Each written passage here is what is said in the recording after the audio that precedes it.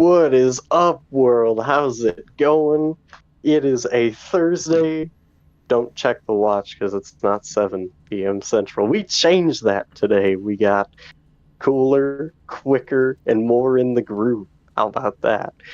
But I am, as your host, Mr. Cole from the JCP End Zone Perspective podcast. Through the grace of God, we are back for another week.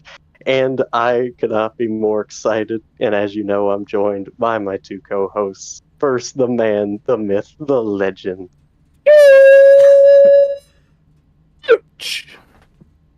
Hello, And hello, on my ladies other and gentlemen. and on my other side, we got The other man, the myth, the legend. Jacob, or Pizza Burritos, if you want to call me that. I'm excited. See, here's the fun dynamic, folks. We go from explosive, energetic, To Hi, tired, this is incredible, and me. then coming right out of school, tired, and want to take a and nap. then we got all right, but enough kidding aside. Let's get into week one, which you all came here for, and we will start with the kickoff under the lights at a location in Utah, in BYU, hosting Sam Jose State and, excuse me, Sam Houston State. We were I was like, wait, got what? that little bit mixed up here, folks. Sorry, just excited. And Sam Houston has really struggled last year in terms of consistency, and it seems like one week their offense was great, the next week their offense was horrible. They're looking to grow consistent and sneak up and pull the shocker against BYU. BYU, on the other hand, they had a raucous finish to their season a year ago. They won their last four, and they are heavy favorites at home, 20-point favorites in this one. Chooch, where are you going to start off this week? So I'm going to start off by saying this is Sam Houston's welcome to the FBS. First year, welcome Conference USA. There we go. There we go. There we go. Congratulations. BYU. Now we all know how they are. They play decent football half the year. I think this is going to be their down year. I think Sam Houston keeps them honest for 3.5 quarters. I like what Sam Houston has there. They have a really good football program. They have a coach that knows the game. This is like a James Madison coming up, right? And not like the Conference USA is full of tough opponents. They can win that conference easy. So, Right. if a good showing against BYU puts people on notice, hey, you're fighting Brigham Young, Big 12 team. That's this year, right? That is correct. Yeah. So, Sam Houston. I'm not taking Sam Houston. Yes, I am. I'm just kidding. Sam Houston makes a close one. You hit him with the double fake. See, now you're gonna make a rule against me doing that, like Kenny Pickett with the fake quarterback stuff. All right, what about you, Jacob? Are you going upset as well, or are you going with the Cougars? I am going with Sam Houston as well. Not going BYU with this one. I basically their defense, it looks pretty incredible. I think they have they want to prove what they have the talent. They want to be proven now this year from the off year that they had last year. So you have like the safety Jamari Wiggins is very great, and Tyon Merchant, cornerback from there too. I think this year the defense will show out. All right, so, folks, we got two across the board for the upset. And what I'm going to say, I just want to say in advance, Sam Houston, you better show out. You're given a lot of praise here. I think BYU comes out with something to prove in this game, and I think they have a storm right away. They hit Sam Houston hard. It might be 14-0, within the first few minutes of this game, and folks are like, yep, here comes the blowout. I think Sam Houston withstands the early storm, fights back, and pulls out a game winner late to shock BYU. So give me 3 across the board for the major underdog. Yeah, I don't know if for this has ever real. been done. All right, moving on to the next one here. We got the Battle of Carolina. The South Carolina Gamecocks versus the North Carolina Tar Heels. And this is where College Game Day is heading this week. Lots of excitement between these two programs. Obviously, with North Carolina, you have one of the best quarterbacks in the land. Some would say the second best behind Caleb Williams in Drake May. And he is looking for redemption after a disappointing end to last year's season. They came to a point they were rolling on the year, and then they hit a brick wall, and the wheels fell off for the Tar Heels. But as for South Carolina, it's kind of the opposite story.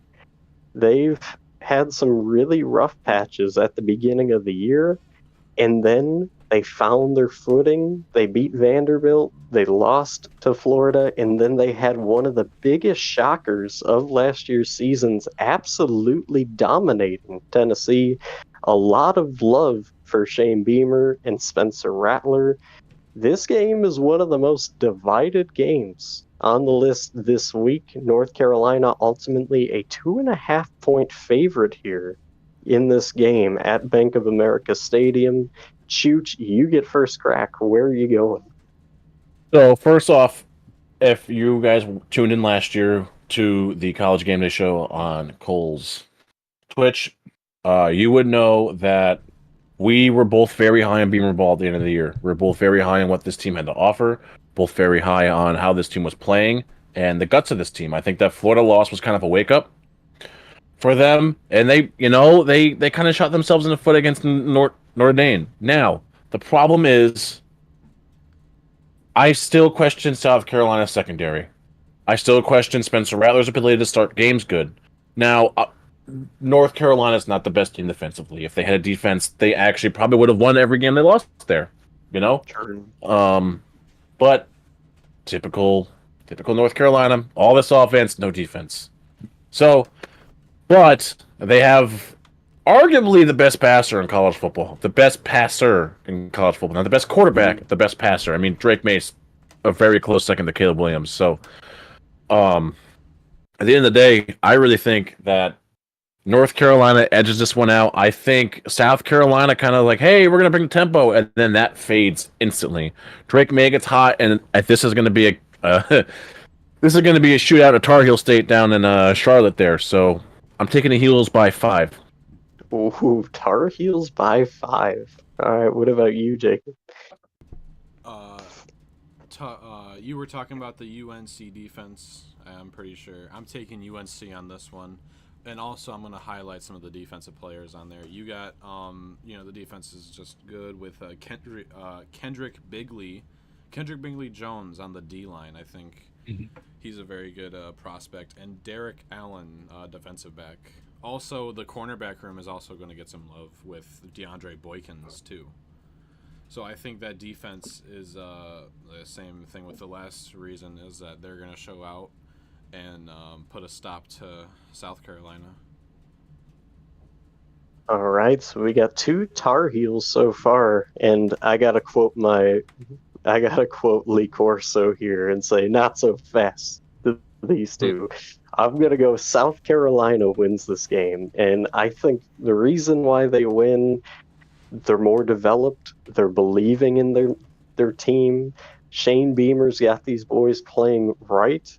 And I think last year was such a wake-up call to go, and have the rough times. Obviously, you had Georgia early last year, and that kind of derailed you. You struggled with Georgia State early, but I really don't think there's much of a struggle. I think they have their team ready. And I think, obviously North Carolina is going to put up a fight. This is going to be just a absolute barn burner. But South Carolina makes a few extra plays that ends up winning this game for them. So yeah, give me the Cox. What? All right. What a child. Give me the Gamecocks, South Carolina. I thought pause, but never mind. All right. Well, it's like we always like to say, folks. We like to have fun here, so that was unexpected. I didn't think about it. All right, moving on to an 11 o'clock kickoff from here. We got the Fresno State Bulldogs. Hold on, folks. Chooch, take over. So Okay, sorry about that, guys. We got Fresno State coming on the road to take on Purdue, and it's new scenes for Purdue. They got a new coach. They lost their star quarterback. A lot of turnover with this program, but they have faith that they can bring it back and win a game here that is definitely going to be highly contested. Fresno State, on the other side, they're not too shabby. They have done one thing very well, and that is find constant ways to win. And in some games, dominatingly. If you look at the Wyoming game a year ago, the Washington State game a year ago, and still, with all that being said, Purdue is a 3.5 point favorite, despite all the changes, despite all the adversity around the program. Chooch, where are you going with this one? So I'm going to start off by saying there's a lot of turnover on both sides. Purdue, new head coach, like you said. Fresno State, new quarterback. You know, you just had your second best quarterback to leave your school this last year. Since Derek, Yeah. How do you handle that? How does this team respond? But I think Fresno State kept enough defensively and everywhere else in the team to not really matter. Yes, Purdue's good against teams like this, but they also find a way to lose games like this, you know? So I'm going to take Fresno in a close one here. I think Purdue does the thing where they start off slow and they shoot themselves in the foot when they're close. I think it's typical Purdue football we see this year. Nothing changes. all right, rolling with the Bulldogs. What about you, Jacob? Before I say my point, I want to point out to anyone watching, these two guys, Chooch and Cole, they're freshly moved in. So if you see any like lag or voices cutting in and out, that's why. Just so we get that clear. But Just in case. Yeah, yeah, good point. I forgot to bring that up. Yeah. My take though, I got Purdue winning. A thing I've seen, Ooh. I think I've seen researching them and watching some games is that their wide receiver core looks very impressive. Plus the tight end Drew Biber, I think his name is. I think you got that right. Yep. And but Armand Branch, 4-star wide receiver coming to Purdue. That is going to be good. And then you got Elijah Canyon and then Deion Burks. That wide receiver core, I think the Elijah Canyon and Deion Burks are 3-star recruits, which I see a lot of people when they do research and they do stuff like that, they go, oh yeah, this guy's really good. Like when they watch a game and then they see, oh yeah, this guy's really good. And then they go on 24/7 website and then they see a 3-star recruit, a 3-star. And then they automatically assume it's bad. 3-star is Right. like it's again 4-star and 5-star are amazing, but to be a 2-star or a star at all is just incredible. Like Patrick Mahomes was a 3-star recruit. Exactly. Easily the best quarterback in the NFL currently is a 3-star recruit. What was a 3-star recruit in college. So the fact that people discredit so many people or so many athletes that are 3-star or 2-star is just, I hate that. So yeah, I think the wide receiver core is going to win them this game, have a dominating offensive plays. And Purdue. All right. Going with the Boilermakers again. We got 1-1. How about that? Man. So, if you watched last week, you already know what I'm gonna say.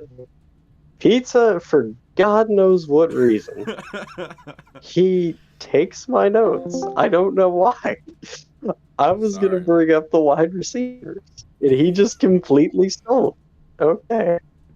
Um, Sorry, I'm taking but a my thing here. other reason too, and the reason I'm picking Purdue, I think Ryan Walters, the new head coach at Purdue, he's gonna have this team believing in. You're fine. I think he's gonna have this team believing like Brom did, and I think they're going to. It's gonna be a little bit weird for them, but I think they pull together late in this game and get a much needed victory to start off the year. And Fresno State's not a bad team. They're very good. They're very underappreciative. This is going to be close, but ultimately Purdue and that they rally late and pick up a huge win. All right, moving on to the next one here. We got the battle of the block letters in the Big Ten. We got Northwestern versus Rutgers.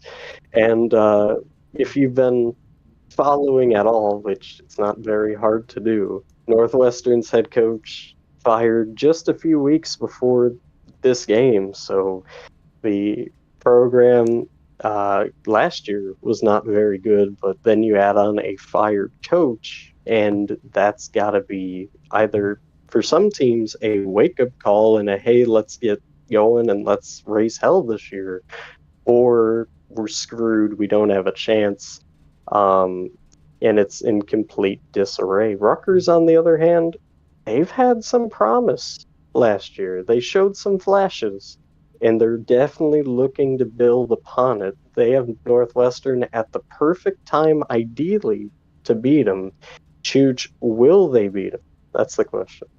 Yeah, I think there's too much turmoil. I think there's too much going on, too many things highlights on this program. If this was last year, I would have said maybe, but All Rutgers right, is good in going the with first the half of the year, Scarlet so I'm taking Knights. Rutgers in this Jacob? one. I am also, I'm also gonna take Rutgers. I think that the four-star quarterback that they got, Gavin Wimsat, I think his name is, and plus the defensive with the four-star cornerback Thomas Amanqua. I'm never gonna pronounce any name right. For I need to hear Don't it. look at me. I can't pronounce names. But like, yeah, with linebackers Moses Walker and Anthony Johnson, and again that cornerback plus defensive lineman with DJ Allen. I think that the four-star quarterback Gavin Wimsat, plus the solid wide receiver room that they got too, is gonna help out this team beat Northwestern. Oh man, so wait, you're going Northwestern or No, I said it's gonna beat Northwestern. Rutgers is gonna beat Northwestern. Okay. I misheard that last part. I'm so Yeah, no. confused. Okay, he said beat Northwestern. So and again, we're gonna go three across here for the second time in the show. So I'm gonna go Rutgers as well. I just think they have too much talent, and like Chooch said, I really believe Northwestern is in shambles right now, and I think that's really going to have a dire effect on this team. I think they're going to fight hard. I just don't think they're fully there in order to win a game like this. Not to mention Rutgers. If you want to make a statement, this might be the year to do it. So I think this very well could be a 6-win team. Go bowling. So that would be a really good start for this Rutgers squad. All right, moving on to the next one here. We got Louisiana Tech at SMU. And if you watched Week Zero's game for Louisiana Tech, it was so many emotions. It went from they're dead to they have a chance to they got the lead to their defense just held and they beat FIU. That was all within the span of about 30 minutes, by the way. So, Wow. that was the intense. But if it showed anything, it showed this team believes, and they can fight till the very end. They're never out of a game if week 0's anything to base it off of. SMU, obviously their first game of the year. They're a 20-point favorite at home here, even with the loss of Tanner Mordecai as he transferred out to Wisconsin. So a lot of questions revolving SMU. Can they get that same level of productivity out of their quarterback? Vegas says yes, they can, and they won't have a problem. But Chooch, what do you say? Are they going to struggle? Maybe get upset here at home? You remember that correlation I made last week? I do. I think it's going to show this game. I think, listen, we all know how high I am on Hank Bachmeier. He's a quarterback at La Tech, but in the day, the Mustangs look good. They look fantastic.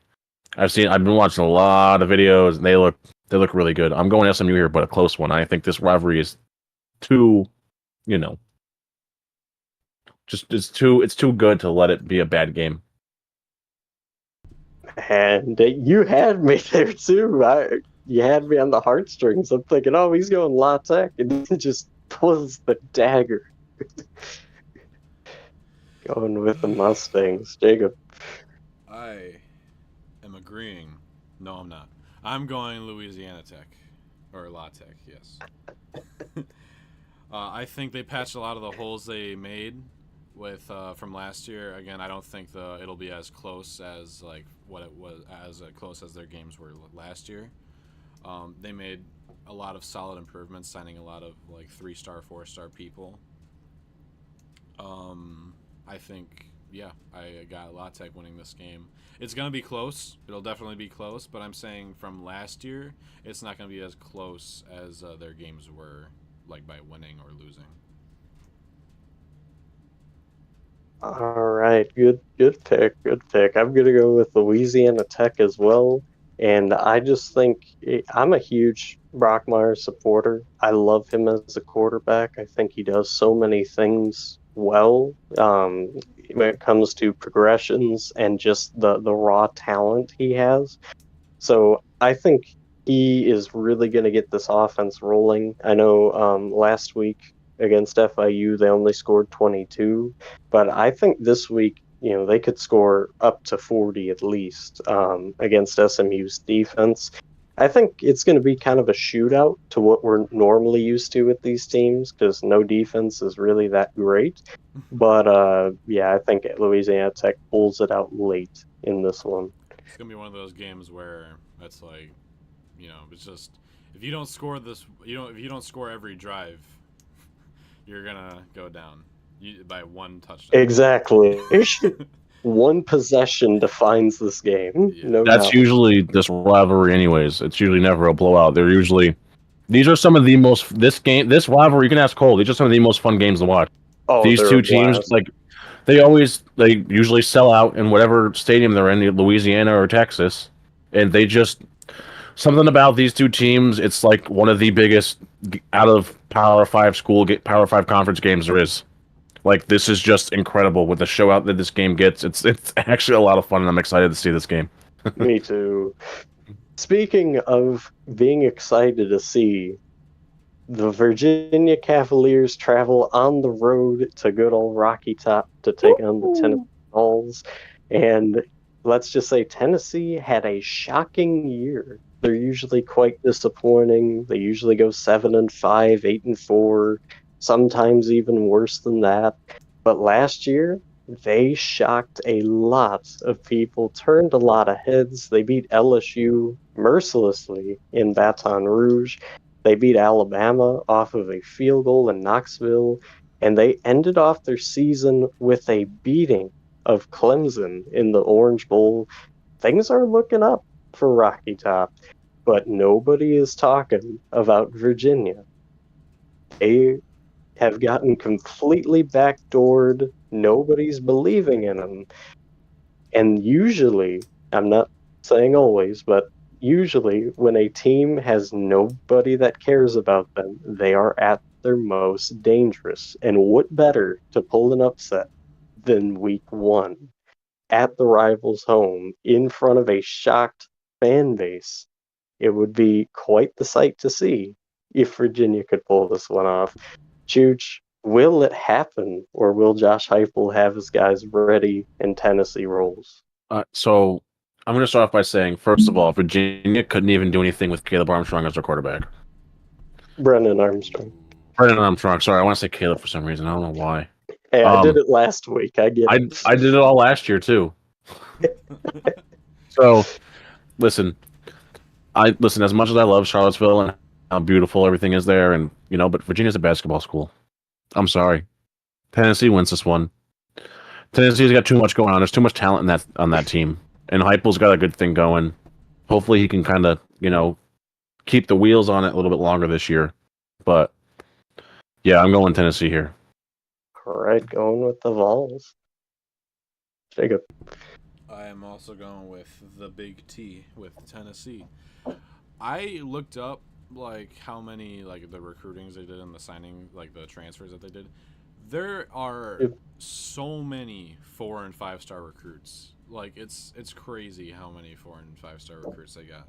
They got Jordan Ross, a 5-star edge, Mike Matthews, a 5-star wide receiver, and Caleb Beasley, a 4-star running back. I highly recommend to look up, to go and see how many recruiting they got for 4- and 5-star people. It's I was stunned to see how many they got. Welcome to the SEC. Yeah. It's jeez. But yeah, I'm going with the Big T here, stomping out UVA. All right.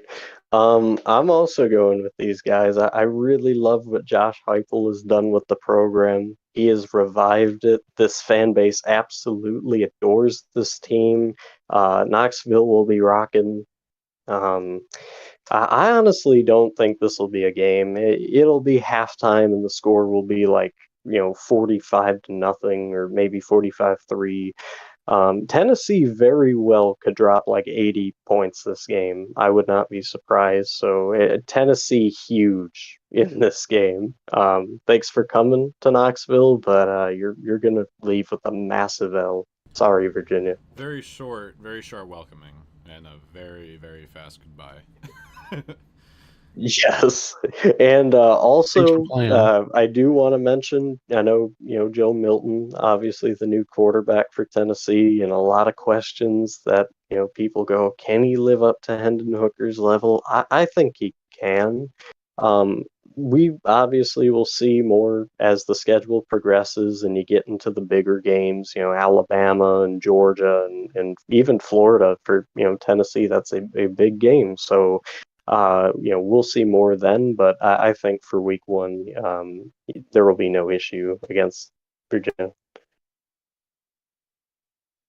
All right, moving on to the next one here. Coastal Carolina takes on UCLA.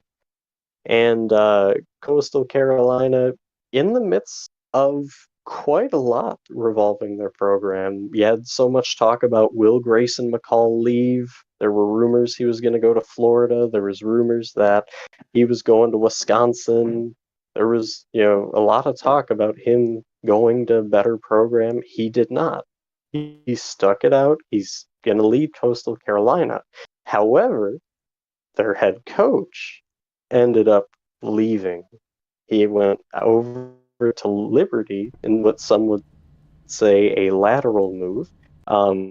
So that kind of brings a big question mark into play for Coastal Carolina. Obviously, they take on UCLA at UCLA, and let's just say Chip Kelly, he's got something to prove this year. Obviously, big implications for UCLA. They want to win the Pac-12 the last year that it will be the Pac-12, and they want to make the Final Four. They're losing DTR as their quarterback, and now can they have a guy that will replace him and bring better productivity, if not the same amount? It kind of came crashing down last year when they lost to Arizona, and then just a rough loss to USC, and then ultimately finishing off with a very heartbreaking loss to Pitt. UCLA's been a team that's been close, just not close enough in order to achieve their goals. Will this be a good start for Chip Kelly and company, or will it be McCall leading this Coastal Carolina team, giving them more mainstream attention? Chooch, what do you say? I think this kind of has USC Tulane written all over it. Listen, Coastal's got a good quarterback. As we say, Grayson McCall, he's good. But UCLA plans on playing 3 quarterbacks. How does that wreak havoc on the offense? How does that change defensive schemes? So there's going to be a lot of movement in this game. But if anyone can do it with consistency, what UCLA is about to do, Chip Kelly. We know this. He's used to rotating personnel in and out. Listen, the man's a genius. Okay, we can't say that. We can't say he's not. The man's a genius. But I think Coastal jumps out to a lead early here. I think Grayson McCall has to prove something this year. He wants to be the number 1 pick. So I'm gonna take UCLA though. Oh, I Bruins. just think UCLA's defense is too good.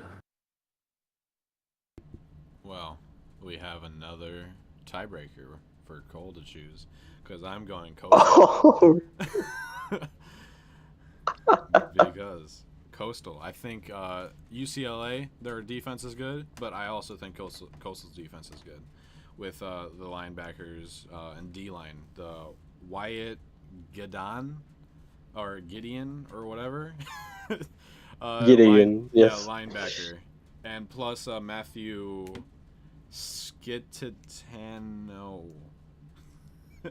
I think those 2 players are going to help out the positions that they were missing last year. And I love my tight ends, Cole. So I have to shout out the Yes. 4-star tight end Kane Barong, which, just is both defense and an offensive weapon. So the team has both defense and a great offensive weapon. With Kane Barong. Well, tiebreaker time. he did it again, folks. He did it again. He stole Braun. I was gonna bring him up, and then he just has to go. Oh no, I love tight ends. Sorry. All right. Hey, you took I, this sacrifice when you were the 3rd man to come up. You take this sacrifice.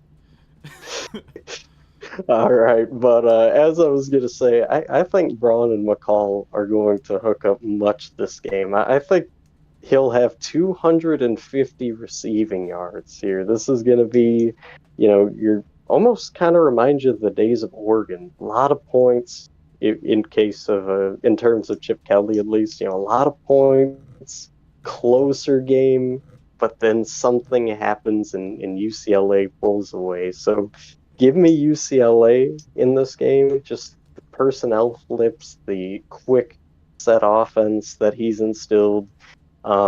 You could put any quarterback in that scheme, and I believe it would be successful. So yeah, give me UCLA outscoring Coastal Carolina. It will be close.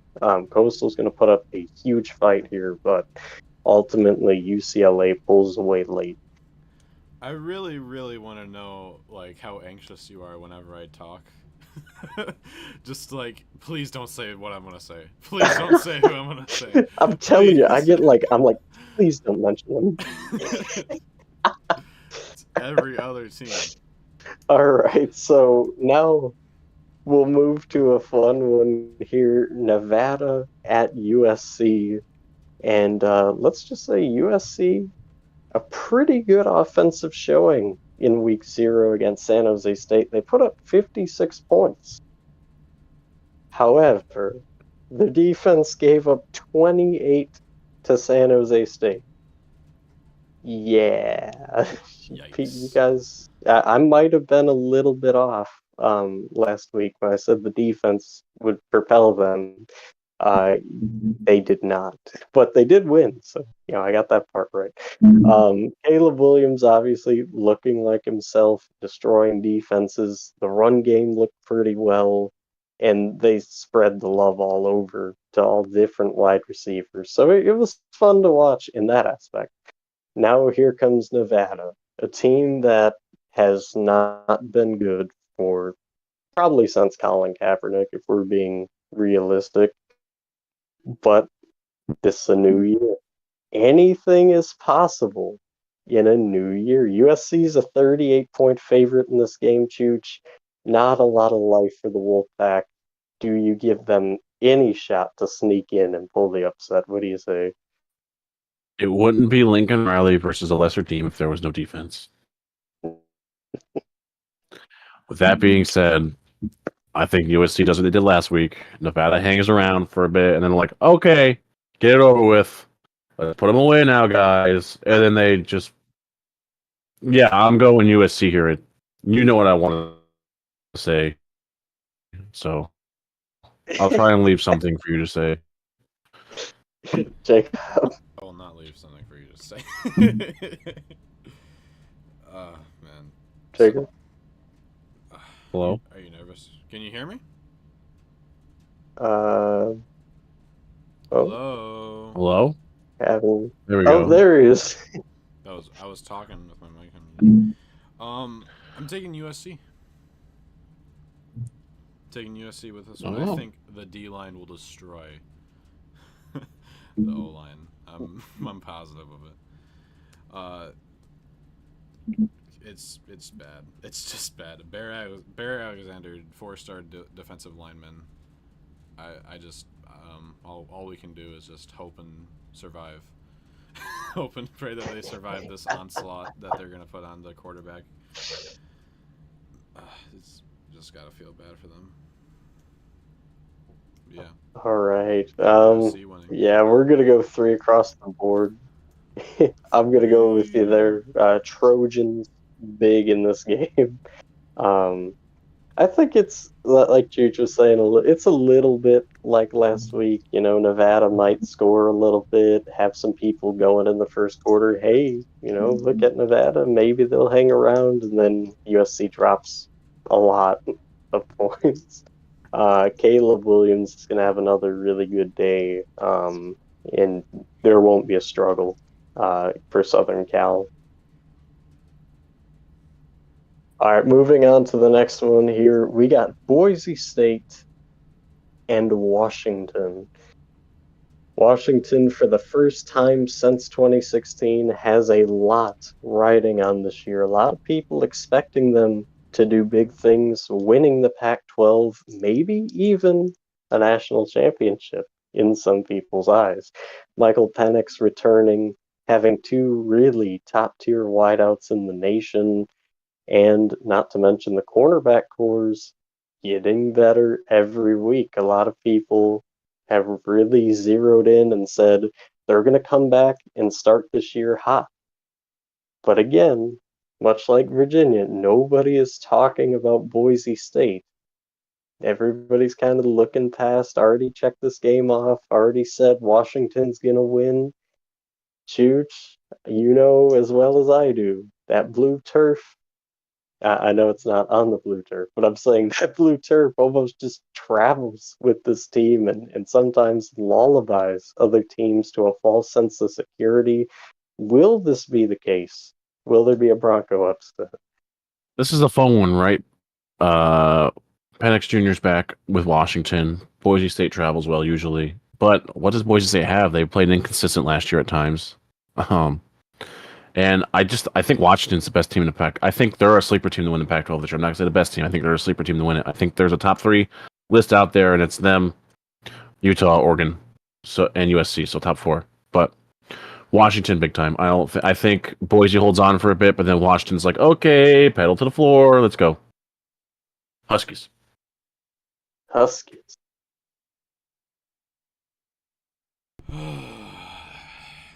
Gotta praise Washington. They got a lot of 4-star people. If you saw a lot of 4-star people at almost every position. Like, it's insane how many 4-star people they got. 2 5-star wide receivers with Tashawn Lyons and Rashid Williams. And you got Austin Mack throwing the ball, which is not a bad quarterback to be throwing the ball at all. Oh, it's Michael Penix, by the way. Really? Yep. Yeah, Michael Penix is their... Oh, is he the starter? Yeah. Yes. Well, if he goes down... That would be who the QB is, yeah. Well, if he goes down... Right. You got Austin Mack to throw, and if whoever isn't if he isn't performing well, you got Austin Mack to come in there and show him how it's done. See, he was just keeping y'all on your toes, so I had to make sure. I'm gonna go with Michael Penix in Washington. I'm one of those people that believes they're gonna win the Pac-12 this year. They're gonna make some statements, and I'm not saying obviously a national title like some people will, but I really think this offense is gonna give a lot of trouble to a lot of teams in the Pac-12. And I think their defense is good enough to, hold for maybe 3 possessions a game, maybe more if you're lucky. And that's more than enough to win. So give me the Huskies here to beat the Broncos. And I think by a good margin. I think they cover the spread. All right, moving on to the next one here. We got the Northern Illinois Huskies going on the road into Boston College. And let's just say for both of these teams, it has not been good. NIU's fought, and they just haven't had enough to overcome a lot of teams. They've had some really sad heartbreakers, like to Ohio last year. They lost by 7. They lost to Kentucky last year by, I want to say that was 7 as well. I think it was a touchdown or 10 points. They lost to Miami of Ohio by 6. They just have had a few plays deciding some of their games. And then as for Boston College, just plain misery. They'll come out and they'll upset somebody you don't expect, and then the next 4 games they'll drop in embarrassing fashion. So that's been the story of BC the last few years. Regardless of the fact, though, a home game, this could be what the doctor ordered. They're an 8.5-point favorite in this one. Chooch, you get first crack. Where are you going? I'm taking BC here. Listen, BC's got a kind of pound it down your throat offense, and I don't think Northern Illinois is ready for good. Boston College is at doing that. And I think the linebackers are usually pretty good at Boston College anyway, so that takes away Northern Illinois' ability to get over the middle. So I think College wins, but I think it's a 10-point game. Boston College. All right, Boston by 10. Cole, not Cole. Chooch, you just always have to disagree with me.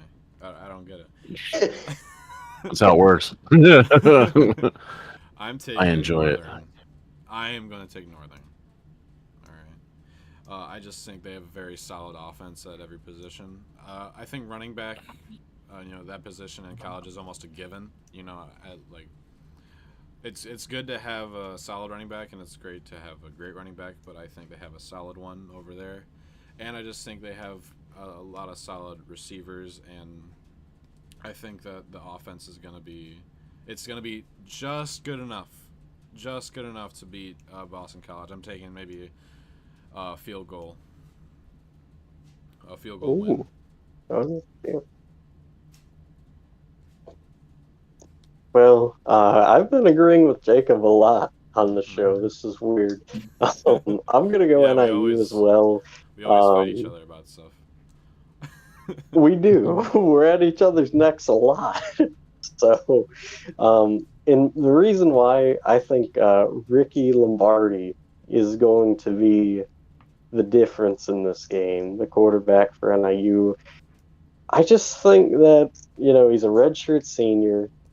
He transferred in from Michigan State, and I think he's got free roam with this offense. I think NIU's been waiting to have a quarterback with this type of experience, and I think they're going to go, all right, here you go, run wild with it, do the best, with what you got around you. Let's win some games, and I think it's good enough to beat BC, even on the road here. So give me the Huskies. All right, next one here, and this is going to be a fun one.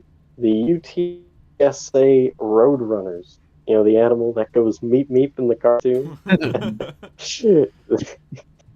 They go on the road and they take on newly acquired in the Big 12 Houston Cougars.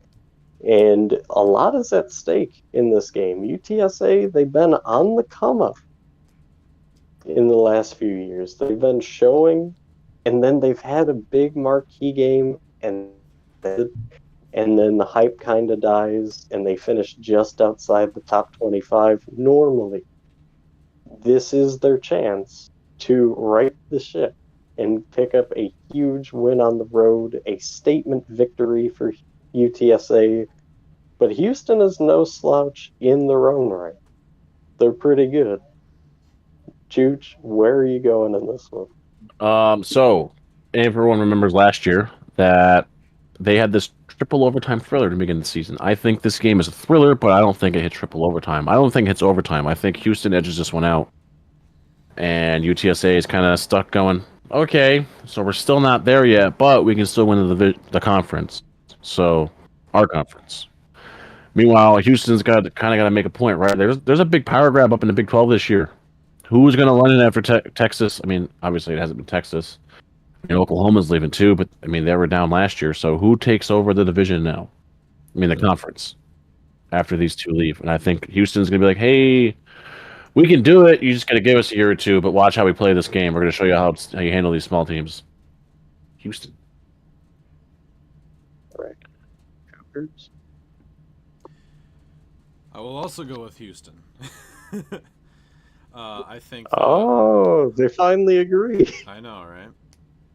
I think the additions of the two 4-star wide receivers, Malik Harrison, Pilot, and Jonah Wilson, and just the amount of solid defensive players that they picked up in transfers, I think will win them this game. I think it'll be maybe close, maybe like a touchdown and a field goal, or just a touchdown. I think they'll win by that much. So I'm going with Houston. Right. And this is the first time in a while I'm disagreeing with both of them. I'm going with UTSA to finally get their statement win and really show up in a big way. And this team, they're exciting. They could go on. They might even go 9-3, possibly 10-2 this year. So I really like the direction they're going, and Houston's debut just doesn't end up in a good way in the Big 12. So give me UTSA here. Upset. Agree to disagree.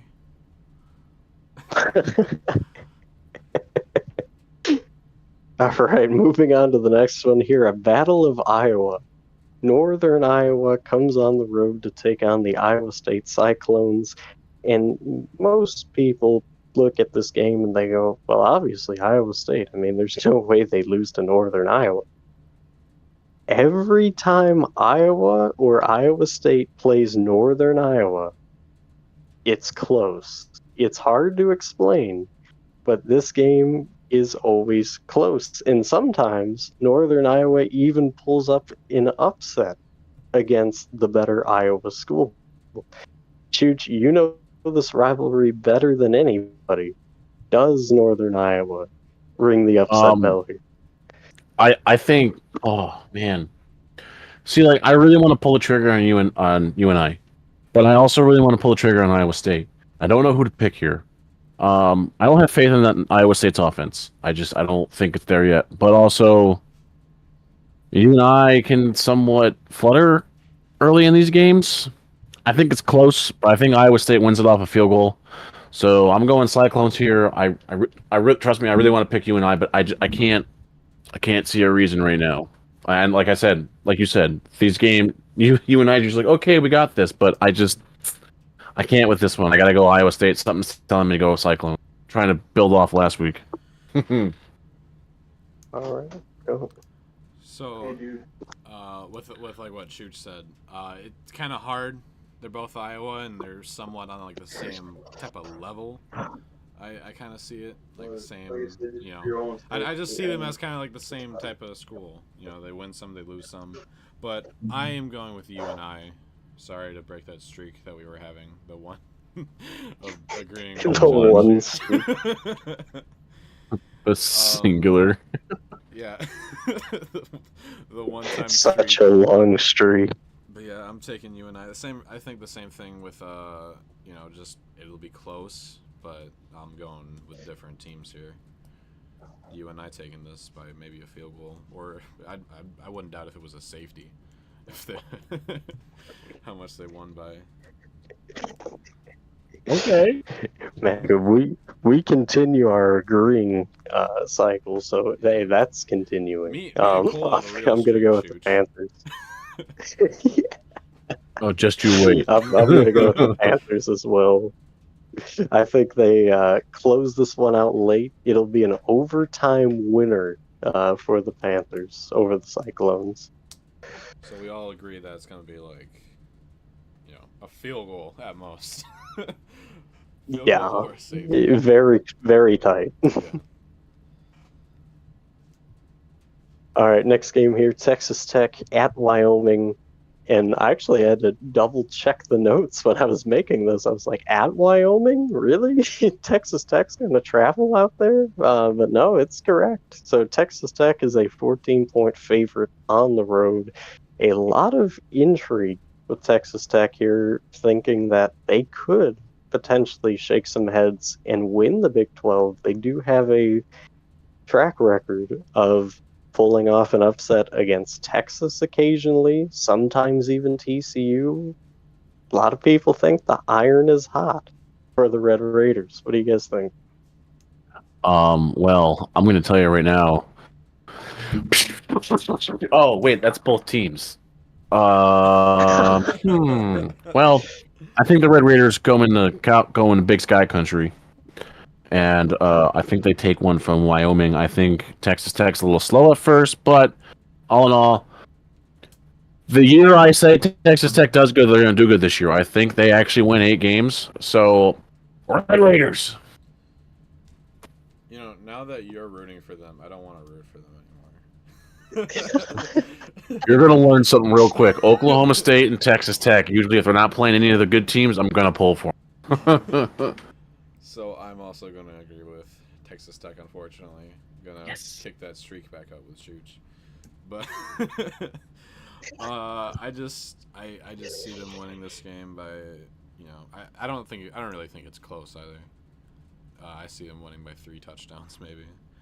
They also picked up a lot of 4-star recruits with the safety Brendan Jordan and Isaiah Crawford, an edge position player. Just to name a few. There are a lot more, but my fingers were hurting from typing. So I think those guys will make that impact on the team that will just sweep Wyoming from its legs and finish them.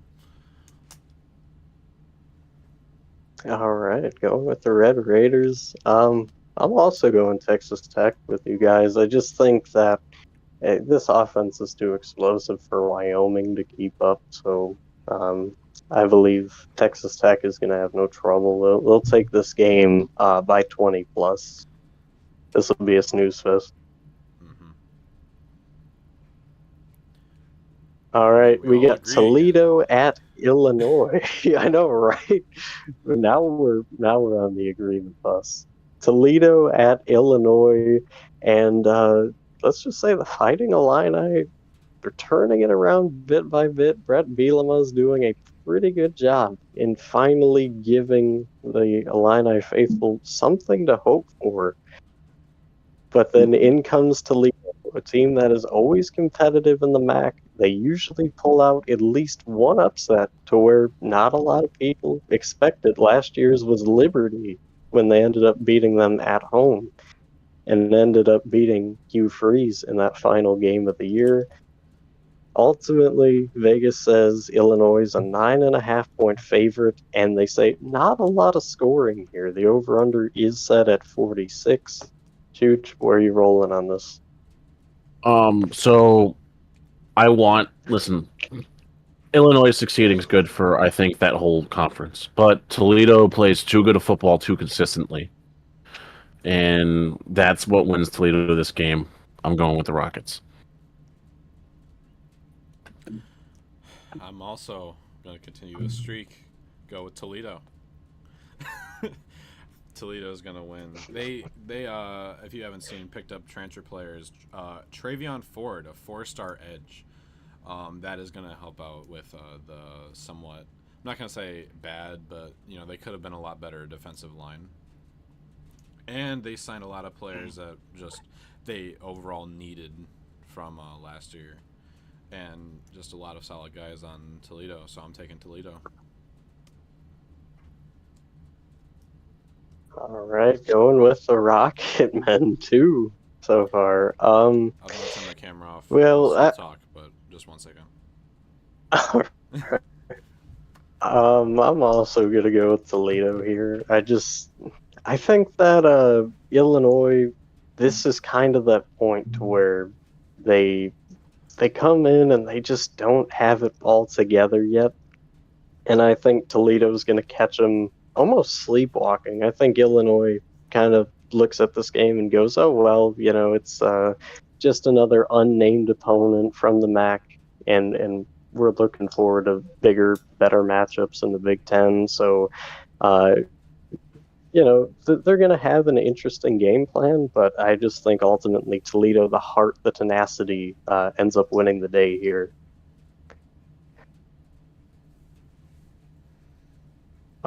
All right, moving on to the next one, and oh man, this is gonna be weird.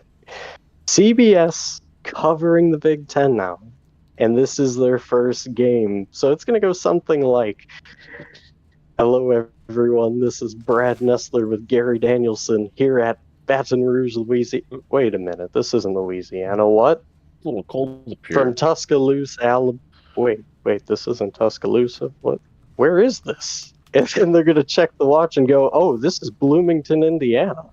My bad." So it's going to be quite interesting to see how that will be. But let's talk about the actual teams. Obviously, Ohio State projected to do a lot in this game. Kyle McCord got named their starting quarterback. And Indiana, on the other hand, a lot of moving pieces, but there still are some Hoosier faithful in this game that say, "Hey, look out." And 2 years ago, this game was pretty close. Chooch, what do you say about this game? Will it be an upset? I think the only reason Ohio State wins this game is because it's the first week and Indiana still hasn't shown any signs of life after that season they had, 3 years ago? 2 years ago? So I think the overall talent on Ohio State wins this game. I don't think Ohio State's going to be great this year, but we could also be wrong on that. So Buckeyes win this one. I think they win it by 15. You're right. They're not going to be very great because I think you guys, Ohio State is going to take the L. All right. And reasons? No. They just suck. There doesn't need to be any reasons. Ohio State, no. No. I hate that statement. No. I'm proud to be a Michigan. I will sing that, and I cannot. I can't wait for the Michigan-Ohio State game just for the TikToks to come back of them. But yeah, Indiana definitely winning. All right. Because why wouldn't they? So this is the first time I'm going to agree with Chooch over Jacob. Hey, He's got his head on right. We're back. I'm going to go with the Buckeyes here. They're going to have a field day on Indiana, and they win this game by 28. No, they're not. Kyle McCord will get it together with Marvin Harrison Jr., and this won't be much of a game. I'll be surprised if Ohio wins any game, I'm going to be honest. The hatred is so They're real. not going to be that bad. I love it. They're going to be horrible. Don't worry. All right, next one here, Utah State and Iowa. Iowa, not necessarily known for offense. This last year was a very close, run the ball, grind it out game. Utah State held them, but just could not get the win in the closing moments. Could this be a game where Iowa finally finds out, hey, we can, throw the ball. We don't have to be boring and predictable. Or will it be more of the same? Utah State hangs around, keeps it close, but ultimately Iowa just edges it out. What do you think, Chooch? Iowa's defense is going to be too much for this Utah State Aggies team. Utah State's offense keeps it, but at the end of the day, Iowa's defense is way too good. So, Hawkeyes. I'm gonna go Iowa for this one. Great players on both offense and defense. 4-star linebacker Ben Cooter, Hueter, something like that, and then 2 3-star safeties, Khalil Tate and John Nestor, gonna help out that Iowa defense. So I'm taking Iowa State, but not Iowa State, just Iowa. Iowa State. Yeah, just Iowa. You triggered the whole Iowa fan base. Sorry. I'm getting too hated with Ohio State, so I just say state after some stuff. I'm gonna go the Hawkeyes as well, and I think they have a little bit better look with the offense this year with McNamara. But ultimately, the main story stays the same. The Iowa defense is the main reason. I think Iowa wins this game, but ultimately, I think it's like by 10. It won't be a blowout, but they will put up maybe 20, 25 points, and Utah State will put up about 15. So give me Iowa, but it will be closer than people expect. All right, next one here, ECU and Michigan. I know Jacob just jumped out of his chair. He's very excited. Oh, just you wait. But I wonder what something that is not very excited in this game. Harbaugh is out for this game. He's out for the first 3 games. And ECU has a tendency, especially in the early weeks, if you look back to last year when they played North Carolina State, and they almost pulled off the upset against the Wolfpack. They would love to do nothing more than to spoil the Michigan Wolverines' hopes and dreams in the early weeks. What do you say, Chooch? Will it be an upset? So, I'm going to start off by saying I had this picked out regardless of what the suspension thing was. You're going to ask Cole. I think Michigan's going to be a little bit up a creek with no paddle here for a little bit. And ECU's offense, which, like Cole said, beginning of the year, this team is incredible to watch. They're fun. They're explosive. They make you make mistakes. And I think ECU edges this one out in the big house. So, Pirates. Down goal the Wolverines. That was probably the worst thing you could ever say. Anyway. You literally didn't take Ohio State because you hate Ohio State. I don't want to hear it. I didn't take Ohio State because they're a crappy team, and they'll always be a crappy team. Who owns the rivalry over you again? Us. Anyway, we're not talking about that game. That game will come. I will talk about it all week. I will talk about all week after when we annihilate Ohio State. Anyway, I'm taking Michigan. If you have not already told, if you cannot already tell, I am taking Michigan because I'm just him. I'm just that Michigan fan that, no matter who we're facing off against, we're always gonna win.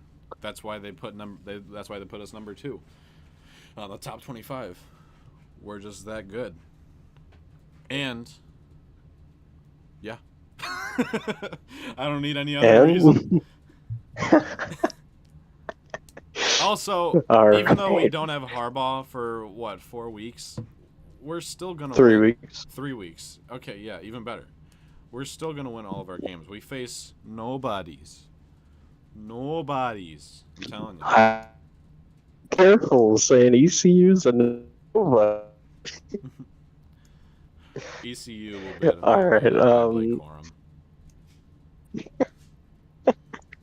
I think ECU hangs around in this game, keeps it interesting for 3 quarters, but ultimately Blake Corum and Donovan Edwards are just too much for ECU to contain for 4 quarters. So Michigan wins this one late, and they win by 17. So See, go blue. thank you, Cole Smart. Cole Smart. Except for that stupid Ohio State pick. All right, next one here. Middle Tennessee State goes on the road to Tuscaloosa to take on the Alabama Crimson Tide. Alabama, it's weird territory for They're the okay. Crimson Tide. It's been 2 years since they've won a national title, which under Nick Saban, that doesn't happen very much. They got major question marks at quarterback, but most believe Jalen Milroe will be the starter for the Tide come week 1.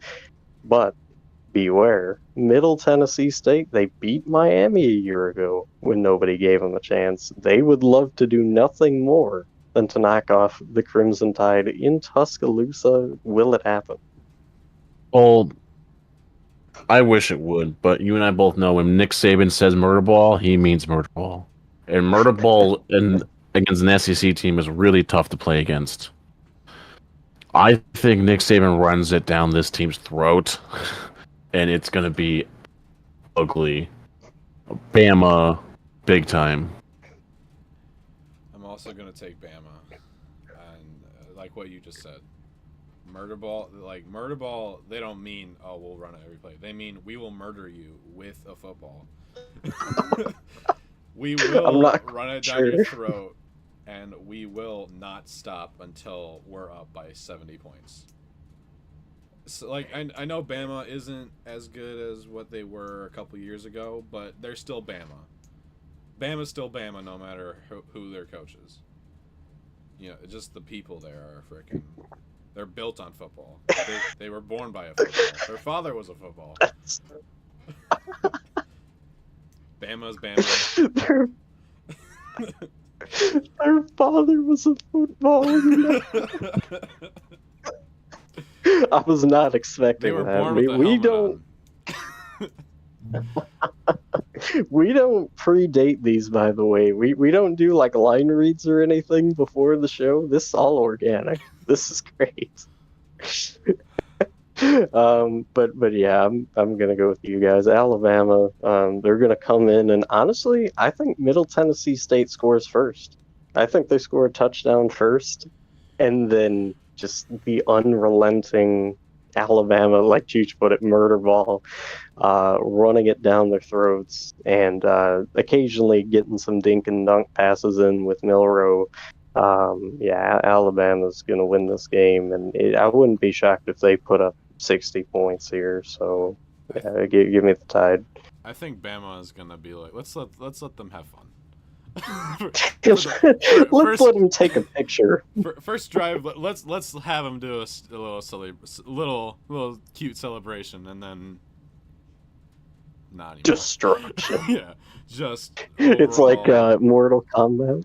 Finish him. Finish them. Done. All right, next game here. A lot of excitement in this next game. Colorado takes on TCU. Deion Sanders' first game as the Buffaloes head coach. And let's just say he has brought the swagger back to Colorado. This team, if you've listened to any of their players, any of their media, Deion himself, this team's excited. They're ready to go. But can they overcome the runner-up to the national championship, TCU? What do you say, Jude? I'm gonna say no for the simple fact that I think this team had a lot of turnover. He's got 83 kids he's got to get through here to see who's got what. I think Deion knows that, okay, if we do really good this year, that's a plus. We win 6 games, cool. We win 4, that's better than what we did last year. So as long as his team shows improvement and they show the heart that we know what Deion Sanders' team is going to have, then they'll be fine. But I think TCU edges this one out. I think TCU's got that stream of people in. I think this is Deion's really big game coaching here. This is the premier thing going on. So think it's close towards the end. I think Colorado kind of starts to find their stride in the third quarter, midway through the third quarter, but you got to win that little bit of the game there, and I don't think they do. I think TCU does. So Horned Frogs. All right, Horned Frogs. Take it. I will also be taking the people that beat us last year, unfortunately. But even though I was praising Coach Prime and the preseason outlook for the college episode, I think the Coach Prime effect will not kick in immediately. Even though they have all these amazing players, Travis Hunter. yeah, like all those guys. They have so many 5 and 4-star recruits on that team. I don't think they're gonna kick in yet. Like you can't give a coach a great team and then still do good because he's just a 1-year coach. They need to watch a game happen. They need to watch a game happen in front of them and see, okay, these are our problems. This is what we need to improve on. We're good at this. Let's do more of that. They need to, Coach Prime will review this game and then they go, okay, next week we'll go way better. I'm taking TCU though. All right, going 2 so far for the Horned Frogs. Man, I think you guys nailed it on the head. If Colorado, like especially Juge, when he said, if they go 4-8, that's a huge step up for Colorado. And honestly, I think if you're a Colorado fan, you have to be realistic. I think they'll play tough for a half, but ultimately TCU, JoJo Earl, Jack Besh, and those guys just have too much talent, and they'll pull away after halftime. But it will be a really good showing for the Buffaloes and for Coach Prime's first game. I think realistically he might have this team finish 5-7 or 3-9, which sounds horrible, but if you really think about the change and the turnaround, that would be huge for Colorado. Mm-hmm. It's also, like I said, it's just I'm a fan of Coach Prime, but it's the effect's not going to kick in yet. And again, like last year, Exactly. when before the season started, no one was talking about TCU. No one was gonna think TCU would break in and go in the playoffs. Yeah, they got annihilated by Georgia, but still, the fact that they even made it that far was just impressive. Absolutely. No, I mean, to make the natty at TCU, that speaks volumes. Yeah. All right, next game here, West Virginia goes on the road to take on Penn State, and the media is already in full effect with the Nittany Lions. They're saying things like national champs, Big Ten champs.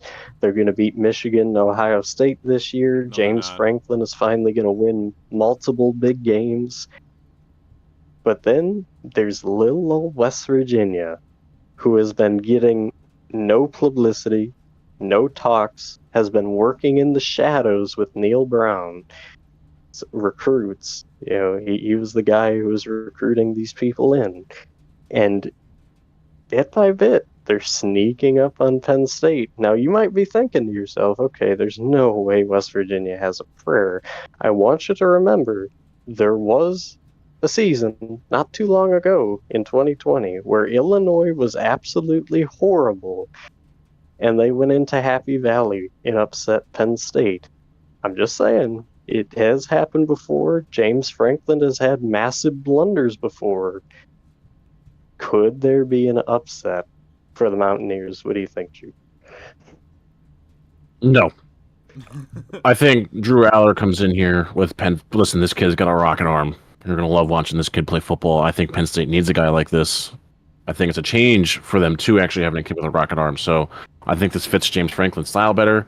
And Penn State comes in and they win this one. Listen, I want West Virginia to do good for my buddy Bryn, but Nittany Lions, man. I'm sorry. All right, Nittany Lions. Jacob. I am taking West Virginia with this one. Rodney Gallagher is my main reason. A 4-star athlete. He is going to be a big change-up. And 3-star Josiah Trotter, linebacker for West Virginia. I think these guys are going to make a big impact. But with, like, athlete, Rodney Gallagher, so that means, like, almost every position, which is just crazy to me. Yeah, he Like, could play anywhere. yeah, new to me.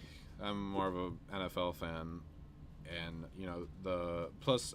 I'm saying mostly defense, but offense. You got Jaheim White on for running back, and then Traylon Ray for wide receiver. Both 3-star recruits, and I'm excited to see how they can do from watching their highlights.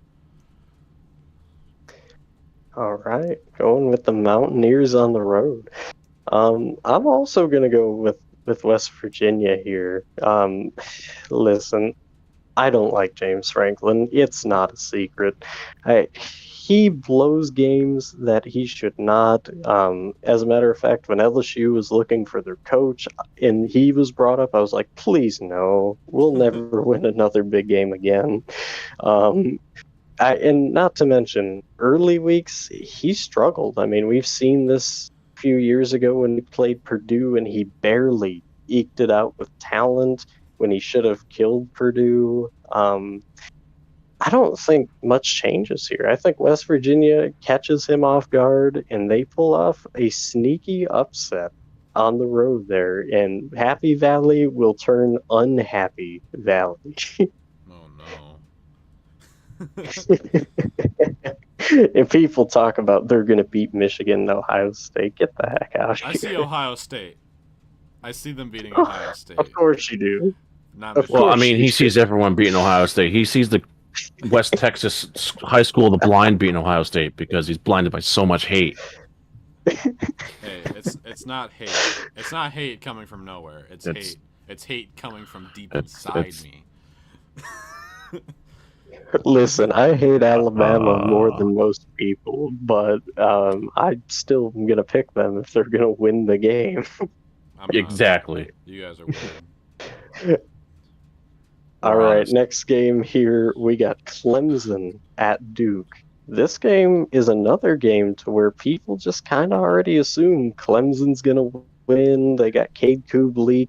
Garrett Riley comes in from TCU. He's the new offensive coordinator. And just the energy, and Dabo Sweeney's got this program rolling. But here comes Duke. They have a lot of returning people. If my memory serves me right, I think 80% of this team is coming back from last year. The chemistry's there, but the question remains the same. Can they put it all together when it matters the most? And right now for Duke, this is that moment. What do you say? Listen, I want Duke to win this game. I want this football team to be good, but I just think Clemson's got a little too much. I think Dabo's got one of his. I think Dabo's got the right quarterback in this time. It's not Ugandele. I know, but I just think Klubnik is gonna come out and do his thing. So I think Clemson wins this one. All right, going with Clemson. Fun. I'm gonna do a fun game. How many 4-star recruits do you think Clemson enrolled? I'm gonna go 20. All right, not as much, but Chooch, what about you? 14.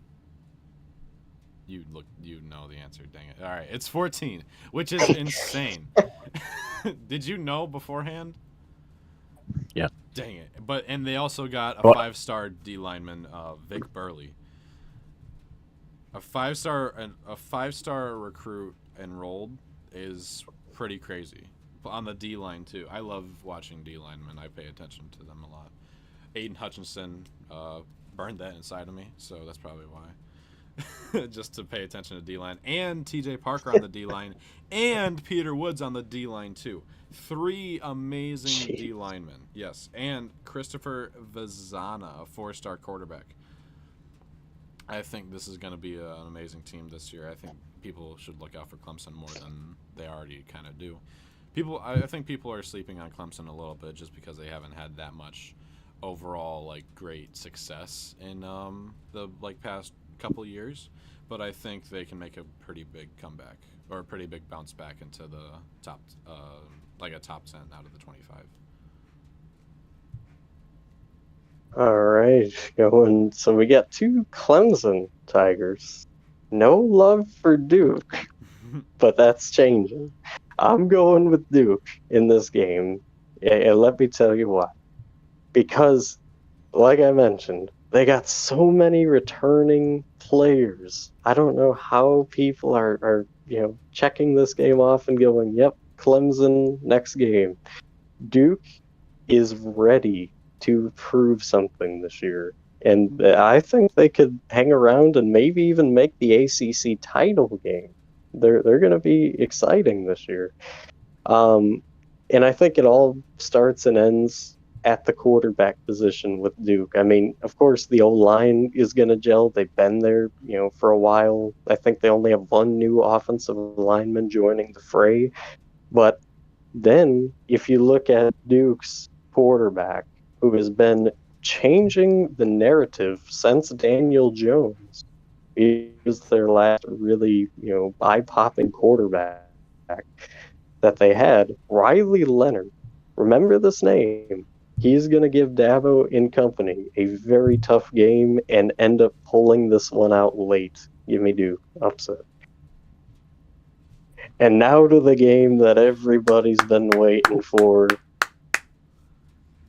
LSU, Florida State, last year, a heart wrencher for the LSU Tigers, a blocked PAT that game everybody going, oh man, there's no way.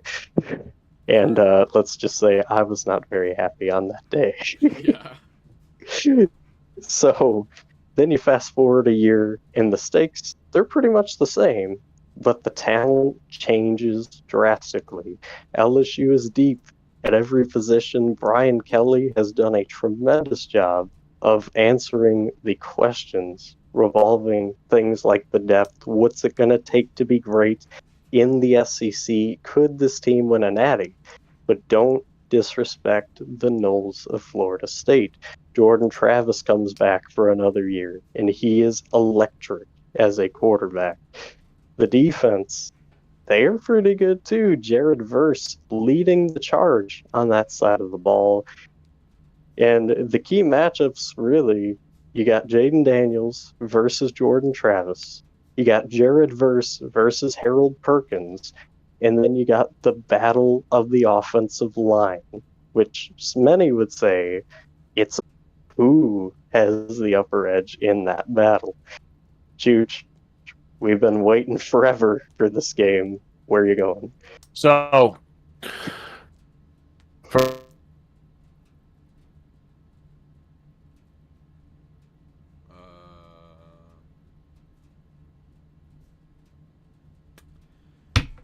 Technical difficulties, folks, if you guys can hear me. put out a lot last year. Travis Wait. is fantastic. Oh, Chooch, restart. Because What? I lagged out for like a couple seconds, so restart with your take. All right, so LSU is going to win. LSU is going to win this game because I think LSU is going to do what Brian Kelly does. They're going to show up and they're going to struggle against FSU early, I think, but I think overall this is almost the same team as last year. I think they're going to come out, play better, and I think a lot of the pieces that are there from last year are going to lead these new kids in, and the offensive line is better than last year. I know we're still missing a couple guys. One of our defensive Smith, right? Defense. Mason Smith's out. Mason Yep. Smith, yeah. We're missing Mason John Smith. Emery's questionable. Exactly. But at the end of the day, it's Jane Daniels. The offense is there. Malik Neighbors, great running backs. Obviously, stacked defense. Tigers all day. And I have to go. All right, going All with the right. Tiger. You have to go, Chooch. All right. What about you, Jacob? Yeah. Where are you going with this one? I feel like I would get shot if I didn't go with the Tigers, but Chooch had to go, but so it'll just be me and Cole for now. Anyway, I think Tigers are going to take it, and that's because not just because you and Chooch are LSU fans, but I really do think that they're a great team. 2 5-star recruits, 1 offensive tackle, and then Deshaun Womack, a defensive line 5-star recruit, is again. Yes. Yeah, I'm sure you're excited about him. Javian Taviano. Taviano. Yep, cornerback. Then Jalen Brown, wide receiver. Whit Weeks, linebacker. Don't judge him off of his last name because this man is not weak. Got a shout out my tight ends. Kamorian Pimpton. Pimpton. Yep, 4-star tight end. I mean, where does it ever end? I think I counted 17 or 16 4-star recruits and then 2 5-star enrolled into LSU. This is going to be a great, exciting season for LSU, and I'm sure there will be many upsets coming to LSU that you will explode your mind at. That's reassuring. Yes. All right, now me here with the closer. First off, I want to say, before all trash talking aside, Florida State, I respect your program. I love what Mike Norvell's done. He's taken, you guys were at the lowest of the low for, quite some years with Willie Taggart, and it was really tough to watch you guys. But Mike Norvell's changed the culture in Tallahassee. Jordan Travis is a really incredible quarterback. Benson's a really good running back. And that whole wide receiving core, they're really. I'm gonna go with the Tigers of LSU here. I could never have guessed. I think it's gonna be kind of a slugfest, but at the beginning, it's gonna be both teams trying to figure it out, trying to figure each other out. And then once that happens in the initial, oh, hey, you guys are pretty good. Hey, you guys are pretty good. That part ends. I think ultimately LSU is going to rock, roll, and remember. In other words, they take charge and end up beating Chief Osceola and the Knowles. It's going to be exciting, though. It's going to be fun. So give me LSU to take this one home. Brian Kelly, a big statement victory and a sign to say, hey, we're coming and we're trying to do more than just beat all of you who come out and watch. Obviously, Chooch, he had to go, and that was unfortunate. But I know he loves it, and he loves you guys as much as I do. Jacob, of course, it's always fun to have you here and talking sports with you. So. Crap. I need to get better Wi-Fi, or he does. And here we go. Alright, if you guys, we're just going to sit through some technical difficulties. I hope you guys can still hear what I'm saying at least. But yeah, this part sucks, Just sitting, waiting for Wi-Fi to kick back on because... Yeah, anyway, I'm going to do a little outro myself. So, make sure to like and subscribe, and down in the description below you'll find our link tree where you can find all of our social media like Instagram and Twitter, or X now, I guess.